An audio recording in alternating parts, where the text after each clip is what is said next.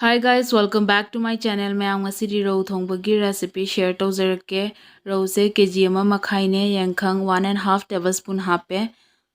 Thum se tablespoon ama hape aduga se phajana mix tawrani aduga ngehaktang sise rest tawnabagi thammani. Hojik nga se sumaina ngehak thammani aduga ngasigi hinjang da hapkadaba masala se phajana sumaina punna semjalaga thammani yankhang 3 tablespoon yumgi yankhang oibanina khara machu se ngange aduga jira se 3 tablespoon asise jira si su khara paure aduga morok se 1.5 tablespoon kashmiri lal se 2 tablespoon machu phajana bagi aduga ase ising khara asaba hapjalaga ngehaktang sise phajana thammani aduga horen masala gi paste phajana oirani aduga mayam mathang mathang ucharake hojik khang sare ngasidi maida oina thongdoine maida thongbasina haure aduga hojik sida thau hape aduga nga singse phajana thadarani aduga taurani ado khangse phajana saraga hapani na nga se makhada napchan lo khachan badi kesu taude aduga sise minute amani matungda nga se sumaina ondhogojin tawraga both side phajana munnabagi ngaurani minute manga taruk aduga maise am kanna thadabida tap tapna tharaga adu mayam mathang mathang loina ucharake hojik se nga se minute manga taruk ngaure aduga both side phajana mulle nga se mayam yengbiu ado mayam mathang mathang su loina ngaujarage hojik nga se loina ngauba loire aduga ngasigi hinjangda athonggadaba machal se nga thongbada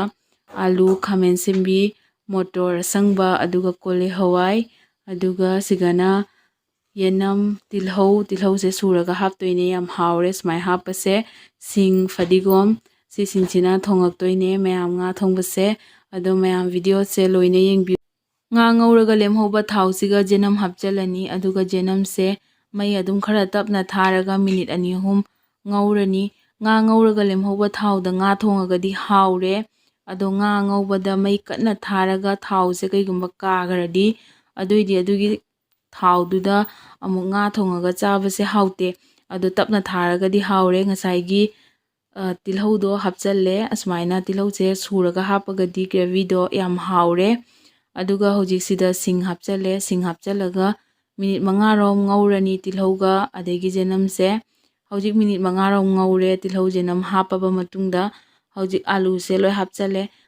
sumaina nga tawthoga thongbase nga chouba tawthoga thongbase alu gi size se khara chaw chawna soiragadi haure mayamdi kamaina tawraga hauge haibiramo aduga hojik se phajana mix tawraga kolihawai se hapchalani aduga thum hapchalani thum hapasina jamjang su munjanaba aduga manung da su thum jangaga haunabagi aduga hojik se sumaina phajana mix tawba loiraga makhum khumjalaga minute 10 rom mai se yam kanna thadabida alu se mulhalani hojik minute 10 rom thamme aduga hojik amuk mix tawrani aduga ngasaigi motor asangba singdo hapchalani motor asangba se hapaga amuk ngehak ngaudoine motor asangba se mahi se sawalaga hapasu yai adu alu se adum mahi haptingaida munnaba adum ngaugidoine aduna hojik sise hapchalle aduga khamin simbi sisu hapchalle hojik khamin simbi se maru lawthoga hapane hojik ngasaigi masala semjagibado si hapchalani masala se ngasai mahi ka langambado hojik se akhoi nungda ka taaga masala hapa dumaina phajana sise paste oire aduga hojik sida hapchalaga masala simu hapaga minute manga rom ngaudoine hojik se phajana mix tawrani aduga ngasaigi masala da khara naphobado asida ising khara hapchalani ising asabane aduga hojik sise makhum khumjalaga minute manga rom amuk thammani masala simu phajana changnabagi minute manga rom ngaure hojik amuk makhum hangdoni aduga si phajana amuk olani ado mayam video se loina yengbiu skip tawbigano alu sisu hojik mullabaina check tawjage alu se mulle mayam alu sisu munjhale ado khatang wali mungadabagi 70% di munjhale hojik siga nga hapchalani aidi masala ngauringaida sumaina nga hapchalaga masala siga susananabagi ngehakta nga sisu ondhogojin tawraga ngauragadi haurena khanjai aduna sumaina masala siga ngehaktang ꯑꯣꯟꯊꯣꯛ ꯑꯣꯟꯁꯤꯟ ꯇꯧꯔꯒ ꯃꯁꯂꯥꯁꯦ ꯉꯥꯁꯤꯗ ꯐꯖꯅ ꯆꯨꯁꯟꯅꯅꯕꯒꯤ ꯉꯥꯏꯍꯥꯛꯇꯪ ꯁꯨꯃꯥꯏꯅ ꯉꯧꯖꯔꯅꯤ꯫ ꯑꯗꯨꯒ ꯍꯧꯖꯤꯛ ꯏꯁꯤꯡ ꯍꯥꯞꯆꯤꯜꯂꯅꯤ꯫ ꯏꯁꯤꯡꯁꯤꯁꯨ ꯑꯁꯥꯕ ꯍꯥꯞꯄꯦ꯫ ꯏꯁꯤꯡ ꯑꯁꯥꯕ ꯍꯥꯞꯄꯁꯤꯅ ꯌꯥꯝ ꯍꯥꯎꯔꯦ꯫ ꯑꯗꯨꯒ ꯁꯤ ꯍꯧꯖꯤꯛ ꯃꯤꯛꯁ ꯇꯧꯔꯦ꯫ ꯑꯗꯣ ꯏꯁꯤꯡꯁꯦ ꯂꯤꯇꯔ 1.5 ꯑꯗꯨꯃꯥꯏꯅ ꯍꯥꯞꯄꯦ꯫ ꯑꯗꯨꯒ ꯍꯧꯖꯤꯛ ꯁꯤꯗ ꯑꯃꯨꯛ ꯏꯁꯤꯡ ꯈꯔꯒ ꯑꯃꯨꯛ ꯍꯥꯞꯄꯅꯤ꯫ ꯑꯗꯨꯒ ꯉꯥꯏꯍꯥꯛ ꯐꯖꯅ ꯁꯧꯍꯜꯂꯅꯤ ꯃꯤꯅꯤꯠ 35ꯃꯨꯛ꯫ ꯑꯗꯣ ꯃꯌꯥꯝ ꯃꯊꯪ ꯃꯊꯪ ꯑꯗꯨꯝ ꯎꯠꯆꯔꯛꯀꯦ꯫ ꯃꯔꯛꯇ ꯁꯧꯔꯤꯉꯩ ꯀꯥꯟꯗ ꯅꯝꯒꯗꯕ ꯆꯥꯡꯗ ꯊꯨꯝ ꯍꯥꯞꯆꯈ꯭ꯔꯦ꯫ ꯊꯨꯝꯗꯤ ꯉꯥ ꯉꯧꯕ ꯃꯇꯝꯗꯁꯨ ꯑꯗꯨꯒ ꯑꯂꯨ ꯉꯧꯕ ꯃꯇꯝꯗꯁꯨ ꯍꯥꯞꯆꯈꯤꯕꯅꯤꯅ ꯑꯗꯨꯒꯤ ꯆꯥꯡꯗꯣ ꯌꯦꯡꯉꯒ ꯍꯥꯞꯆꯔꯦ꯫ ꯃꯌꯥꯝꯁꯨ ꯏꯁꯤꯡ ꯍꯥꯞꯄꯒꯤ ꯑꯗꯨꯒ ꯃꯌꯥꯝ ꯃꯃꯥꯡꯗ ꯍꯥꯞꯈꯤꯕ ꯊꯨꯝꯒꯤ ꯆꯥꯡ ꯌꯦꯡꯉꯒ ꯑꯗꯨꯝ ꯍꯥꯞꯄꯤꯔꯣ꯫ ꯑꯗꯨꯒ ꯁꯦ ꯍꯧꯖꯤꯛ ꯉꯥꯏꯍꯥꯛ ꯁꯧꯍꯜꯂꯦ꯫ ꯁꯧꯍꯜꯂꯒ ꯑꯂꯨꯁꯤꯁꯨ ꯐꯖꯅ ꯃꯨꯜꯂꯦ꯫ ꯑꯗꯣ ꯍꯧꯖꯤꯛ ꯁꯤꯗ ꯑꯂꯨꯁꯤꯗ ꯐꯖꯅ ꯇꯛꯈꯥꯏꯔꯦ꯫ ꯑꯗꯨꯒ ꯏꯁꯤꯡ ꯈꯔ ꯍꯥꯞꯄꯒ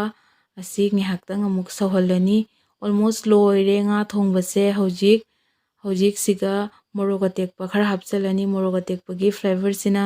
ꯌꯥꯝꯅ ꯍꯥꯎꯔꯦ ꯉꯥ ꯊꯣꯡꯕꯁꯦ꯫ ꯑꯗꯨꯒ ꯁꯤꯗ ꯂꯥꯁꯀꯤ ꯑꯣꯏꯅ ꯐꯗꯤꯒꯣꯝ ꯍꯥꯞꯆꯜꯂꯦ꯫ ꯐꯗꯤꯒꯣꯝ ꯍꯥꯞꯄꯒ ꯃꯤꯅꯤꯠ 1-2 ꯊꯝꯃꯅꯤ꯫ ꯑꯗꯨꯒ ꯂꯣꯏꯔꯦ ꯉꯁꯤꯒꯤ ꯉꯥ ꯊꯣꯡꯕꯁꯦ꯫ ꯑꯗꯣ ꯉꯥꯏꯍꯥꯛꯇꯪ ꯁꯧꯍꯜꯂꯅꯤ꯫ ꯑꯗꯨꯒ ꯂꯣꯏꯔꯦ ꯃꯌꯥꯝꯁꯨ ꯉꯥ ꯊꯣꯡꯉꯒ ꯁꯨꯃꯥꯏꯅ ꯍꯥꯎꯅ ꯆꯥꯕꯤꯌꯨ꯫ ꯑꯗꯣ ꯃꯌꯥꯝ ꯉꯁꯤꯒꯤ ꯉꯥ ꯊꯣꯡꯕꯒꯤ ꯐꯥꯏꯅꯦꯜ ꯂꯨꯛꯁꯦ ꯁꯨꯃꯥꯏꯅ ꯇꯧꯔꯦ꯫ ꯉꯁꯥꯏ ꯊꯣꯡꯕ ꯃꯇꯝꯗ ꯂꯥꯏꯠꯇꯣ ꯐꯖꯅ ꯐꯪꯗꯕꯒꯤ ꯑꯗꯨꯅ ꯃꯆꯨꯗꯣ ꯐꯖꯅ ꯎꯗꯕꯅꯦ꯫ ꯑꯗꯣ ꯁꯨꯃꯥꯏꯅ ꯇꯧꯔꯦ ꯉꯁꯤꯒꯤ ꯐꯥꯏꯅꯦꯜ ꯂꯨꯛꯁꯦ꯫ ꯃꯌꯥꯝꯁꯨ ꯁꯨꯃꯥꯏꯅ ꯊꯣꯡꯉꯒ ꯆꯥꯕꯤꯌꯨ꯫ ꯑꯩꯒꯤ ꯚꯤꯗꯤꯑꯣꯁꯦ ꯄꯥꯝꯕꯤꯔꯒꯗꯤ, ꯔꯦꯁꯤꯄꯤꯁꯤꯡꯁꯦ ꯄꯥꯝꯕꯤꯔꯒꯗꯤ ꯂꯥꯏꯛ, ꯁꯤꯌꯔ, ꯁꯕꯁꯀ꯭ꯔꯥꯏꯕ, ꯀꯃꯦꯟ ꯇꯧꯕꯤꯔꯝꯃꯣ꯫ ꯑꯗꯨꯒ ꯃꯊꯪꯗ ꯀꯩꯀꯩ ꯊꯣꯡꯖꯔꯨꯒꯦ ꯍꯥꯏꯕꯗꯣ ꯀꯣꯃꯦꯟꯇ ꯈꯪꯍꯟꯕꯤꯔꯛꯑꯣ꯫ ꯑꯗꯣ ꯉꯁꯤꯒꯤꯗꯤ ꯂꯣꯏꯁꯤꯟꯖꯔꯒꯦ꯫